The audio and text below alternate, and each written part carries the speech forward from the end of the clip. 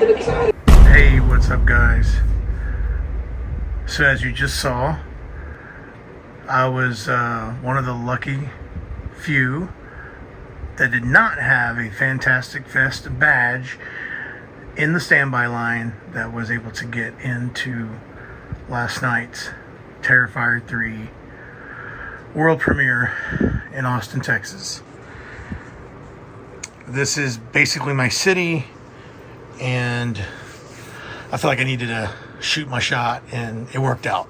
It was not easy, but it worked out. So we got to see the film, and I'm not much of a film reviewer, especially online, publicly. But I wanted to take the time to give my thoughts on this film. Yeah, just put them out there. I'll try to make it short. This is gonna be pretty raw. I don't have a camera on me as I talk about and break down positives and negatives, and I'm just gonna basically tell you my initial thoughts. So I'll just say right off the bat, T2 is a strong installment. I think T2 solidified Terrifier and Art the Clown as a horror icon, and Terrifier as a very credible horror and upcoming horror franchise.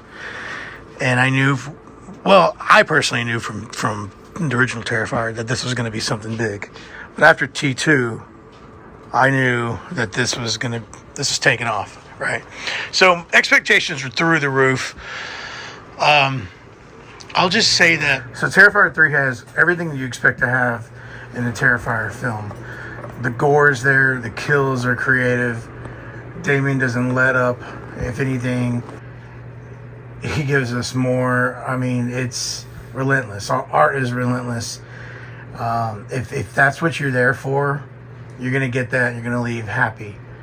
I personally was there to see more of the story of art. I wanted to know more of where we're going with supernatural part of art. How is Vicky going to play into this? What's happening with Pale Girl? What is her part going to play into in the third part? The lore, like how are we continuing this with Lauren, Jonathan, all of that. Well, in the third one, obviously we pick up with where Lauren and Jonathan are 5 years later. We got to establish all this. So it's a whole new dynamic feel. We don't have Lauren and Jonathan. No, so I keep calling her Lauren. Sienna and Jonathan living at home with the mom, which is a dynamic that we immediately fell in love with. Sienna and her high school friends, all of that. I mean, all of these characters are gone, right? They were killed. So now we have to see Sienna in a new setting, a new home. Who she's living with today. What's her relationship like with her brother? And it's a different feel, right? And then not on top of that, but it's a different season. It's a different setting. It's not Halloween anymore. It's Christmas. So you got all of these. It's all around change, right? And so you get all of this is being established in the first hour. Obviously, I can't get into details, but I'll just say this because I don't want to make this long, because there's a lot to unpack, and to really get my point across, I have to talk about specific details, and I can't do that here, at least for a while. But watching this, I'm enjoying it, but I'm waiting for certain things to happen that aren't happening yet. And I'm feeling like more should be happening in the story. And this is just my expectations, right? Because this is the expectations that I had going in. And the beats that I expected to be or the check marks I expected to be checked weren't being checked, and which is fine. It's just my expectations, right? So here we are, in the third act or 2 acts in, and I'm like, wow, we're nearing the toward the end, and how are we going to wrap this up? There's so much more that I feel like is unanswered, and I'll tell you, this is what did it for me. That final act, the third act, the last 20, 25, maybe even 30, had the half hour of the film was a complete turnaround for me. Everything that I was feeling before was washed away, and I was loving it. So at the end of it all, I enjoyed Terrifier 3. I will say, right out of theater thoughts, comparing T2 and T3, comparing the two, T2, in my opinion, still is stronger. And it's just so good. Like, Terrifier 2 has got so much just good beats consistently throughout, like from the beginning to the end. And it's a long film, but it holds its weight like very well.